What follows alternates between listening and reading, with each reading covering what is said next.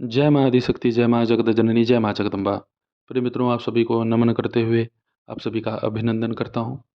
मित्रों, आज आप सभी की सेवा में मैं उपस्थित हूँ माता शैलपुत्री के मंत्र, कवच व स्तोत्र के साथ।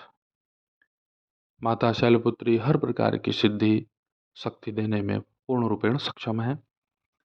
जो भी भक्त इनका सेवा करता है, इनके मंत्र, इनके स्तोत्र का जप करता है, इनका कवच धारण करता है, उसका पाठ करता है, उसका जप तप करता है, तो माता उसे अपनी अभीष्ट सिद्धियां प्रदान करती हैं। उसके जीवन में किसी भी प्रकार की, चाहे वह व्यापार से संबंधित हो, रोजगार से संबंधित हो, या शादी विवाह में अड़चन आ रहे हो, या फिर उनके घर में किसी भी प्रकार का जो है कलह क्लेश बना हुआ हो, या भूत प्रेत बाधा हो, किसी भी प्रकार की तांत्रिक मांत्रिक जो है अभिचार जनित जो है कुकृत उनके घर पे किया जा रहा हो, वह सब का सब माता की कृपा से नष्ट हो जाता है। माँ शैलपुत्री को प्रसन्न करने और उनसे सिद्धि और अन्य वरदान प्राप्त करने के लिए कई भक्त ध्यान करते हैं, मंत्रों का जप करते हैं और विशेष अनुष्ठान भी करते हैं। और कुछ लोग इसमें सफल भी हो जाते हैं तत्काल, और कुछ लोग सफल तुरंत नहीं होते, बहुत समय भी लगता है। क्योंकि प्रारब्ध के कर्मानुसार जो हमारे पाप कर्म होते हैं वह हमारे साधना में या हमारे अच्छे कार्यों में बाधा बनते हैं। तो वह सारी गंदी मैली ऊर्जा भी इससे नष्ट होती है। यानी हमारे जो प्रारब्ध कर्म है, वह भी जो बुरे कर्म है, प्रारब्ध में हमने पुण्य भी किया है, पाप भी किया है, तो उसमें से पुण्य बचता है, पुण्य और निखरता है, और पाप भस्मीभूत हो जाता है।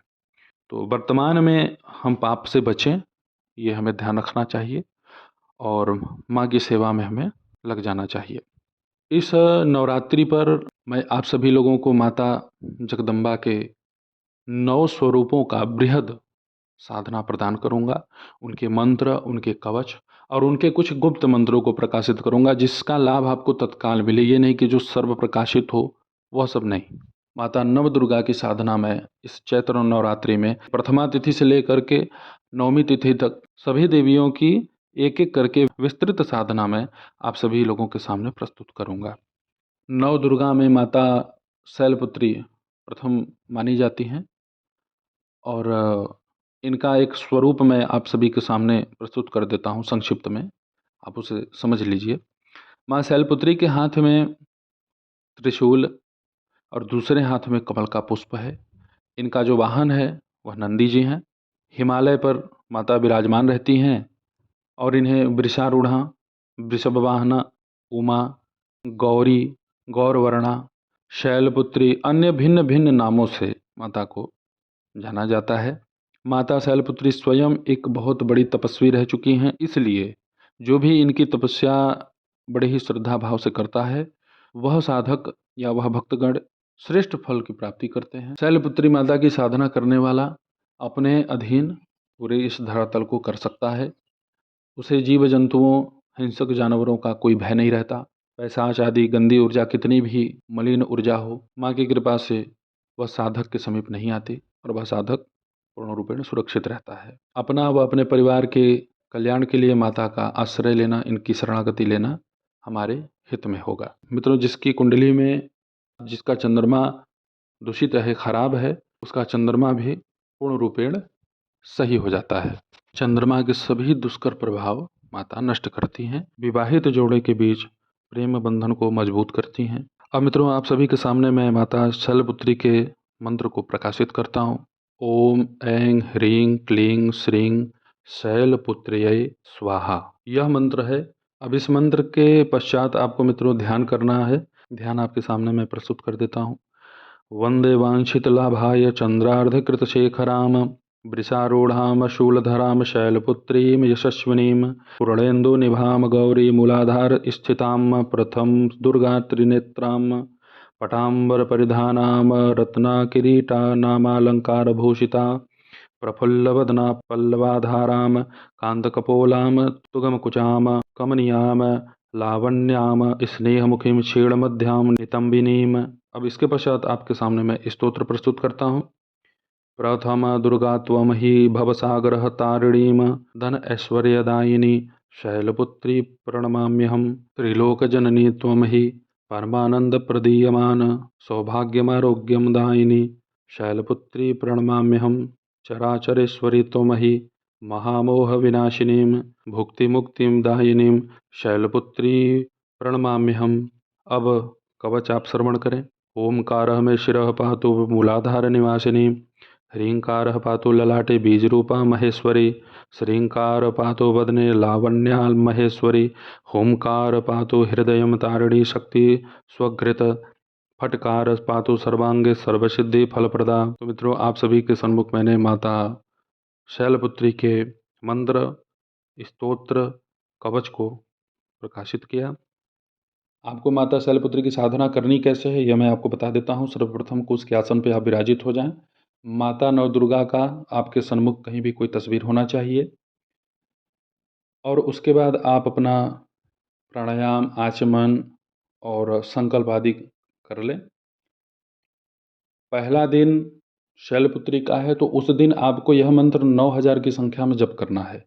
और अगले दिन ब्रह्मचारिणी का दिन हो जाएगा तो ब्रह्मचारिणी के दिन यह मंत्र नहीं जपना है। ब्रह्मचारिणी के दिन आपको मैं ब्रह्मचारिणी का मंत्र दूंगा, उस साधना को जब बताऊंगा वो मंत्र वहाँ पे आपको जपना है।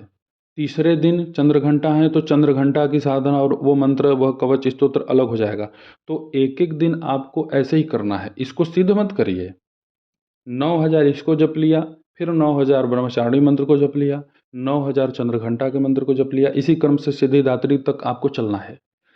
इस तरीके से इस कर्म को अगर आप संपन्न करते हैं तो नौ दुर्गाओं की पूर्ण कृपा आपके ऊपर बन जाती है। उसके बाद आप जब भी इच्छा करेंगे कि मुझे माँ की यह सिद्धि करनी है, माता की मुझे यह साधना संपन्न करनी है, इस फला देवी की मुझे साधना संपन्न करनी है, तो माँ की कृपा आपके ऊपर पूर्ण रूपेण बनी रहेगी और आप बहुत ही तीव्रता से गति प्राप्त करेंगे अपनी साधना में और माता नवदुर्गा आपकी पग पग पर रक्षा करेंगी। यानी वह नव दुर्गा आपके लिए जागृत हो जाएंगी, जो विधान मैं आपको बता रहा हूँ। तो प्रत्येक दिन आपको मैं एक एक साधना यहाँ बताते जाऊँगा। आपको नवरात्रि में इन सभी साधनाओं को संपन्न करना है और इसी विधि से करना है। आप एक नारियल ले लें, उसका जटा उतार लें, उसके ऊपर स्वस्तिक बना लें। स्वस्तिक न बने तो उसके ऊपर केवल आप जो है बीज मंत्र ऐंग ह्रीं क्लीं श्रीं, यही बीज मंत्र उस नारियल के ऊपर आप अंकित कर दें किसी भी पीले चंदन या लाल चंदन से। 10-15 रुपए की एक चुनरी मिलेगी, उस नारियल को उसमें लपेट करके आप अपने किसी भी पूजा स्थल पर जहाँ पूजा करेंगे वहीं आप पास में रख दें। अगर लाल फूल उपलब्ध है तो लाल फूल चढ़ाएं, नहीं तो श्वेत पुष्प भी माता शैलपुत्री को चढ़ता है, आप चढ़ा सकते हैं।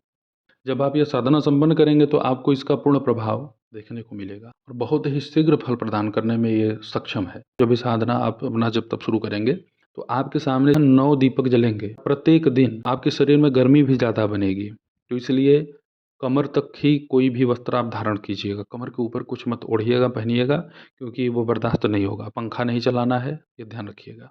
जब आप मंत्र जप करेंगे तभी 9 दीपक आप अपने सामने प्रज्वलित करेंगे और उसमें आपको 9 लौंग फूल वाले प्रत्येक जो है दीपक में डाल देने हैं। उसमें थोड़ा सा टुकड़ा गूगल, जो धूप होता है गूगल का, ये धूप जो जलाया जाता है वो नहीं, वो जो गोंद की जैसा होता है, उस गूगल को आपको लेना है और उसमें से थोड़ा थोड़ा टुकड़ा सब में डाल देना है। और यही क्रम पूरी नवरात्रि ऐसे ही आपको यह दीपक जलाने हैं। इसी तरीके से एक भी लौंग कम नहीं होना चाहिए, ना ज़्यादा होना चाहिए। इस तरीके से यह साधना संपन्न करें। धूप या अगरबत्ती अगर उपलब्ध हो, जो भी आपकी इच्छा हो, उसको वहाँ माँ के सामने जला दें। तो आप इस साधना को बड़ी ही तन्मयता से संपन्न करें।